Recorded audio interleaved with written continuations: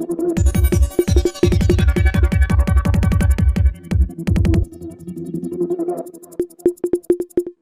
पाहत आहात स्टार लक्ष मराठी न्यूज. वेद नवे युगाचा, कुठेही कधीही केव्हाही. पोलीस आयुक्तालयाच्या हद्दीत एकूण 4 इमारतींमध्ये स्ट्रॉंग रूम तयार करण्यात आलेले आहेत.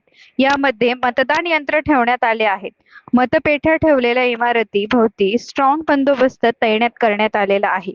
या ठिकाणी खासगी इसमांना येण्यास पूर्णपणे मज्जाव करण्यात आलाय. त्रिस्तरीय सुरक्षा कवच तयार करण्यात आलेले आहे. अर्धसैनिक बलाचे सशस्त्र कमांडो, SRPFC जवान आणि स्थानिक पोलीस बंदोबस्तावर तैनात आहेत. नाशिक परिमंडळ 1 मध्ये मीनाताई ठाकरे विभागीय क्रीडा संकुल हिरावाडी या ठिकाणी शासकीय कन्या शाळा भामानगर येथील कर्मवीर दादासाहेब गायकवाड सभागृह, अश्विन नगर येथील राजे छत्रपती संभाजी क्रीडा संकुल असे 4 ठिकाणी सुरक्षित ठेवण्यात आलेले आहेत. या ठिकाणी शनिवारी म्हणजे उद्या 24 तारखेला मतमोजणीला सकाळी 8 वाजेपासून सुरुवात होणार आहे. याबाबत जय्यत तयारी सुरू झाली आहे.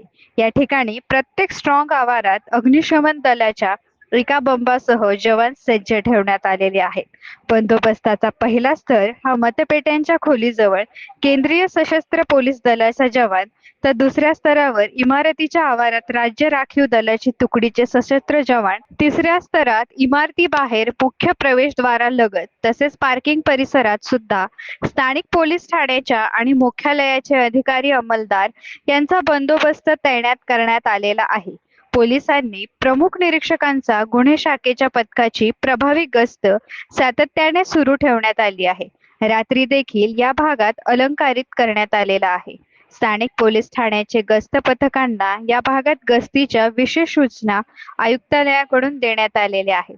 परिमंडळ 1 आणि 2 चे उपायुक्त किरण कुमार चव्हाण, मोनिका राऊत यांनी याबाबत सहाय्यक पोलीस आयुक्तांनी पोलीस निरीक्षकांनाही सदरच्या कडेकोट बंदोबस्त ठेवण्याचे आदेश दिलेले आहेत. स्टार लक्ष मराठी न्यूज साठी रफिक सय्यद.